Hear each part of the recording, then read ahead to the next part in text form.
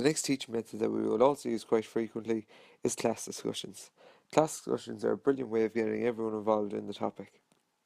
For example, one possible discussion is iPhones and smartphones.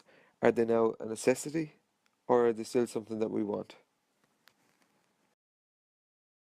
The final teaching method that we're going to discuss today is group projects, and the use of group projects is very effective for gaining an understanding. It also allows us to fulfill different roles within our groups. So for example, someone could be a part of the supply side while someone could be a part of the demand side. And this is something that will be beneficial, and we can alter these roles throughout the projects. So now let's discuss key skills and how supply and demand can improve these key skills. The first key skill that really develops with supply and demand is critical and creative thinking. Through supply and demand, we think abstractly about different factors and how they may have knock-on effects. For example, say we're a car owner and the petrol prices have gone up. So how does this affect the demand for the other products as a result of our disposable income going down? The next key skill that will be greatly enhanced throughout this topic is our communication skills. Our communication skills will develop through our teaching methodologies, which all include group projects, classroom discussions, and think, pair, share. The final key skill that supply and demand really brings about is being personally effective. So it teaches us about the market, and it also teaches us how to manage and utilise our resources to get the maximum out of them, especially our disposable income. So now we'll take a look at cross-curricular links. So how supply and demand can help benefit us for the other subjects that we're studying. First off, in literacy and numeracy terms, supply and demand is very beneficial.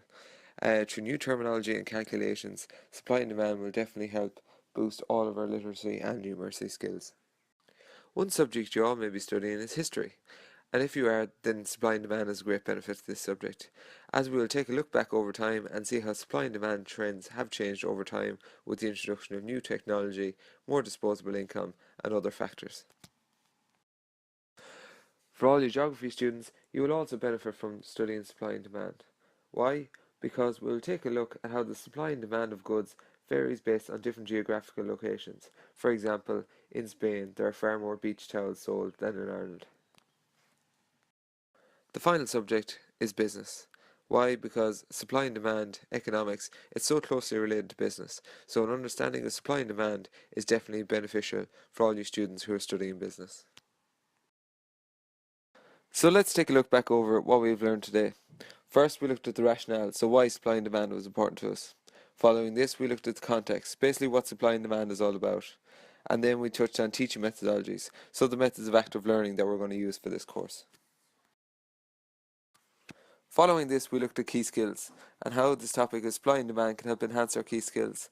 Last but not least, we looked at cross-curricular links, so how supply and demand can help play a role in our understanding of other subjects. So that completes this presentation on supply and demand. I would like to say thank you, and I hope that you all enjoyed the presentation. Created using Powtoon.